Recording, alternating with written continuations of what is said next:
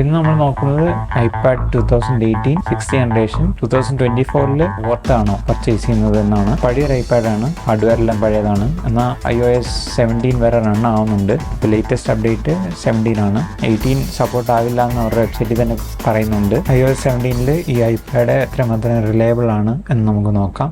Just റീഡിങ്ങും സർഫിങ്ങും YouTube video കാണാനും ഒക്കെ 2024 ധാരാളമാണ്. ഒരു 2-3 ഇയേഴ്സും കൂടെ ഇത് വർക്കാവുമെന്നാണ് ഞാൻ എക്സ്പെക്ട് ചെയ്യുന്നത്. കാര്യം അതൊന്നും അധികം പ്രൊസസ്സർ യൂസേജ് വരുന്നൊരു ടാസ്ക് അല്ല. പിന്നെ 4K ഒന്നും സപ്പോർട്ടഡ് അല്ല. 1080 50 ഫ്രെയിംസ് 60 ഫ്രെയിംസ് എന്തോ ആണ് മാക്സിമം. ട്രാവൽ ചെയ്യുമ്പോഴൊക്കെ ജസ്റ്റ് സിനിമ കാണാനും അത്യാവശ്യം കുറച്ച് ഗെയിമൊക്കെ കളിക്കാനും ഒക്കെ ഇത് ധാരാളമാണ്. കാഷ്വൽ ഗെയിംസാണ് ഉദ്ദേശിക്കുന്നത്. ഹൈ ഇൻറ്റൻസിറ്റി ഗ്രാഫിക്സ് ഉള്ള ഗെയിംസ് ഒന്നും ഇതിനകത്ത് റൺ ചെയ്യിക്കാൻ ശ്രമിക്കാതിരിക്കുക. കാര്യം ഓൾറെഡി ആസ്പാൾട്ടിൻ്റെ ഗെയിം പ്ലേയിൽ ഒരുപാട് ലാഗ് വരുന്നുണ്ടായിരുന്നു. പിന്നെ നമുക്ക് ഇതിൻ്റെ അകത്ത് PS4 കൺട്രോൾ അല്ലെ PS5 അല്ലെ Xbox കൺട്രോളർ നിങ്ങൾക്കുണ്ടെങ്കിൽ അത് കണക്ട് ചെയ്ത് ഉപയോഗിക്കാവുന്നതാണ്. 2018 മോഡൽ ഐപാഡ് 2024 ഓർത്താമെന്ന് ചോദിച്ചു കഴിഞ്ഞാൽ ഓർത്താണ്.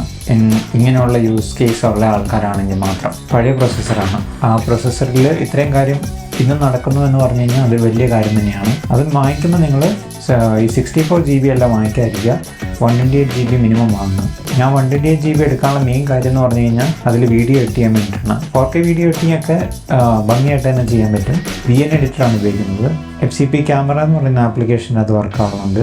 അത്യാവശ്യം ഫേസ് ടൈം ചെയ്യാനും വീഡിയോ കോളും കാര്യങ്ങളൊക്കെ കുഴപ്പമില്ലാത്ത ക്വാളിറ്റി ഉണ്ട്. ക്യാമറയുടെ മെഗാ പിക്സൽ കുറവാണ്, എന്നാലും അത്യാവശ്യം ക്വാളിറ്റി തന്നെ ഉണ്ട്. പിന്നെ സ്പീക്കർ ഒരു സൈഡിലേ ഉള്ളൂ. അത് ചാർജിങ് പോർട്ടിൻ്റെ അവിടെ ആയിട്ടാണ് വരുന്നത്. സൈഡിൽ നിന്നുള്ള സ്പീക്കറിൻ്റെ സൗണ്ട് നമ്മൾ ജസ്റ്റ് കവർ ചെയ്ത് ഇങ്ങനെ ഹോൾഡ് ചെയ്ത് പിടിക്കുമ്പോഴേക്കും സൗണ്ട് ഉണ്ട്. സൗണ്ട് ഒരു സൈഡിൽ നിന്ന് വരുന്നതായിട്ടുള്ളൊരു ഫീല് അത് ഭയങ്കരമായിട്ട് തന്നെ ബോദർ ചെയ്യുന്നുണ്ടായിരുന്നു. പക്ഷെ ഞാനിത് ഒരു ഫുൾ ടൈം യൂസേജ് അല്ല ഈ ഡിവൈസ്. ജസ്റ്റ് ലെഷർ ടൈംസിൽ ടൈം പാസിന് വേണ്ടിയിട്ട് വീഡിയോ കാണാൻ മാത്രം ഉപയോഗിക്കുന്നതാണ്. പിന്നെ കൂടുതൽ എയർപോഡ്സ് വെച്ചിട്ടാണ് ഞാൻ യൂസ് ചെയ്യുന്നതുകൊണ്ട് എനിക്ക് അത്രയും കുഴപ്പം തോന്നിയില്ല. പിന്നെ സ്ക്രീൻ അടിപൊളിയാണ്, നല്ല ക്വാളിറ്റി ഉണ്ട്. 1080p വീഡിയോ വരെ സപ്പോർട്ടഡ് ഉള്ളെങ്കിലും ചാർജ് ചെയ്യാനുള്ള സമയം വളരെ കൂടുതലാണ്. ചാർജ് ചെയ്യുന്ന സമയം എന്ന് പറയുന്നത് ചിലപ്പോൾ ഒരു 2 hours മേലെയൊക്കെ പോകാറുണ്ട്. ഞാൻ കൃത്യമായിട്ട് നോക്കിയിട്ടില്ല, എങ്കിലും ഒരു 2 hours ഒക്കെ പോകാറുണ്ട്. 2 hours എനിക്ക് തോന്നുന്നൊരു 80% 84% ഒക്കെ ആവുമായിരിക്കും. പിന്നെ ഫാസ്റ്റ് ചാർജറാണ് ഞാൻ ഉപയോഗിക്കുന്നത്. ഇതിൻ്റെ കൂടെ എനിക്ക് ചാർജർ കിട്ടില്ല. ഞാൻ യൂസ് ടു മാർക്കറ്റ് പ്ലേസിൽ നിന്ന് വാങ്ങിച്ചതാണ്. അപ്പോൾ നിങ്ങളും മാർക്കറ്റ് പ്ലേസിൽ നിന്ന് വാങ്ങുമ്പോൾ ചാർജർ ഇല്ലെങ്കിലും നിങ്ങൾക്ക് ഓൾറെഡി ഐഫോണിൻ്റെ ചാർജറിൻ്റെ അത് യൂസ് ചെയ്യാവുന്നതാണ്. പിന്നെ ഒരു 9000 rupeesനൊക്കെ കിട്ടുവാണെങ്കിൽ ഇത് വളരെ വർത്താണ്. എനിക്കിത് 9000 rupeesനാണ് കിട്ടിയത്. 128 GB വൈഫൈ എഡിഷനാണ്. എങ്കിലും ഒരു 12,000 മേലെ ഒന്നും പോകത്തില്ല.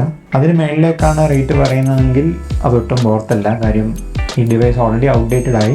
17.5.1 ആണ് ലാസ്റ്റ് വന്ന അപ്ഡേറ്റ്.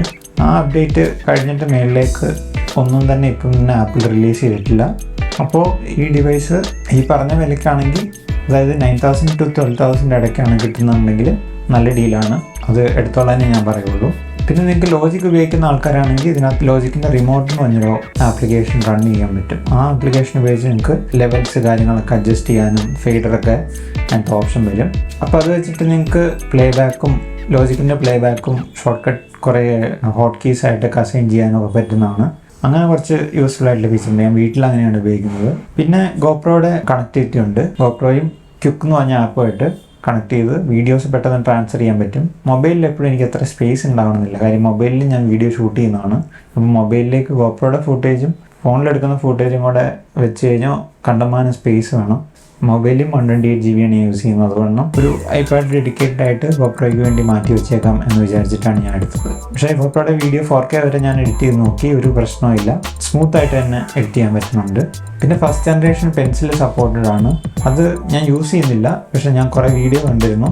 കുറേ ആൾക്കാർ ഇങ്ങനെ കംപ്ലയിൻറ്റ് ചെയ്യുന്നുണ്ട്. അതായത് പെൻസിൽ വെച്ച് വരയ്ക്കുമ്പോൾ ആ ഒരു ഫീല് കിട്ടുന്നില്ല എന്നുള്ളത് പറയുന്നു. അത് ഒരു ആർട്ടിസ്റ്റിനെ ചിലപ്പോൾ മനസ്സിലായേക്കാം ഡിജിറ്റലി ഇങ്ങനെ ഡ്രോ ചെയ്യുന്ന. എനിക്കതങ്ങനെ ഒരു പ്രശ്നമായിട്ട് തോന്നിയില്ല. ഞാൻ പെൻസിൽ ഉപയോഗിക്കുന്നുമില്ല. പിന്നെ ബാറ്ററി ബാക്കപ്പ് എനിക്കൊരു 24 hours കിട്ടുന്നുണ്ട് എൻ്റെ യൂസേജിന്. ഏറ്റവും കുറഞ്ഞതൊരു 18 hours എങ്കിലും കിട്ടുമായിരിക്കും. മാക്സിമം ഒരു 24 hours എനിക്ക് കിട്ടിയിട്ടുണ്ട്. ഞാൻ ഒരു ദിവസം കൂടുമ്പോഴാണ് ചാർജ് ചെയ്യുന്നത്. 9.7 inch ആയതുകൊണ്ട് തന്നെ അത് ക്യാരി ചെയ്യാൻ എളുപ്പമാണ്. പിന്നെ എൻ്റെ ബെസൽസ് ഉണ്ട്. ബെസൽസ് ഒരു നെഗറ്റീവ് സൈഡായിട്ട് എനിക്ക് തോന്നിയില്ല. ഡിസൈൻ വൈസ് പുതിയ ഐപാഡ് വെച്ച് കമ്പയർ ചെയ്യുമ്പോൾ ചിലപ്പോൾ അതൊരു നെഗറ്റീവ് ആയിരിക്കാം. പക്ഷേ എനിക്കത് യൂസ്ഫുൾ ആയിട്ട് തന്നെ തോന്നി. ജസ്റ്റ് ഹോൾഡ് ചെയ്യാനും ഒക്കെ കംഫോർട്ടാണ്. ഫിംഗർ പ്രിൻറ്റ് സെൻസറാണ് എനിക്ക് പോരായ്മയായിട്ട് തോന്നിയത്. കാര്യം എൻ്റെ ഫിംഗർ പ്രിൻറ്റ് ഓൾറെഡി ഡിവൈസസിലൊക്കെ ഡിറ്റക്ട് ചെയ്യാൻ ഇച്ചിരി പാടാണ്.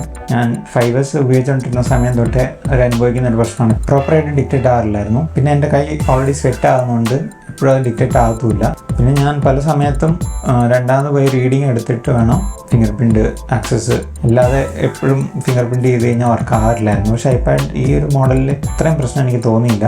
ഫസ്റ്റ് ജനറേഷൻ തന്നെയാണ്, എന്താണെന്നറിയില്ല. പക്ഷെ ഇതിനകത്ത് വലിയ കുഴപ്പമില്ല. പക്ഷെ എന്നാലും ചില സമയത്ത് ഡിറ്റക്റ്റ് ആവുന്നില്ല, അങ്ങനെ ഒരു പ്രശ്നമുണ്ട്.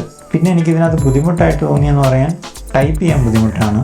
ഇപ്പം ഹൊറിസോണ്ടലാണെങ്കിലും വെർട്ടിക്കലാണെങ്കിലും ഹോൾഡ് ചെയ്ത് പിടിച്ചിട്ട് ടൈപ്പ് ചെയ്യുമ്പോഴേക്കും കൈ ഇങ്ങനെ സ്ട്രെച്ച് ചെയ്ത് ടൈപ്പ് ചെയ്യേണ്ട ഒരു ഫീല് വരാറുണ്ട്. അപ്പോൾ അത് ഇച്ചിരി ബുദ്ധിമുട്ടായിട്ട് തോന്നി. എവിടെയെങ്കിലും ഇങ്ങനെ ഫ്ലാറ്റായിട്ട് ഇങ്ങനെ വെച്ചിട്ട് നമ്മളിങ്ങനെ ടൈപ്പ് ചെയ്യുവാണെങ്കിൽ കുഴപ്പമില്ല. അത് മാത്രമേ എനിക്ക് നെഗറ്റീവായിട്ട് പറയാനുള്ളൂ. ബാക്കി എല്ലാം കൊണ്ടും ഡിവൈസ് സ്മൂത്താണ്.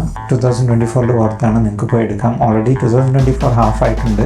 ഇതൊരു 2-3 years കൂടെ റണ്ണാവുന്ന ഉറപ്പാണ്. ഇങ്ങനെയുള്ള യൂസ് കേസ് ആണെങ്കിൽ ചിലപ്പോൾ അതിൽ കൂടുതലും റണ്ണായേക്കാം. അപ്പോൾ നിങ്ങൾക്ക് ഈ വീഡിയോ ഇഷ്ടമായെന്ന് വിചാരിക്കുന്നു. ഇഷ്ടമായി കഴിഞ്ഞാൽ ലൈക്ക്, ഷെയർ ആൻഡ് സബ്സ്ക്രൈബ്. നിങ്ങൾക്ക് ഈ ഡിവൈസിനെ പറ്റിയുള്ള അഭിപ്രായം എന്താണെന്ന് നിങ്ങൾ കമൻസിൽ അറിയിക്കുക.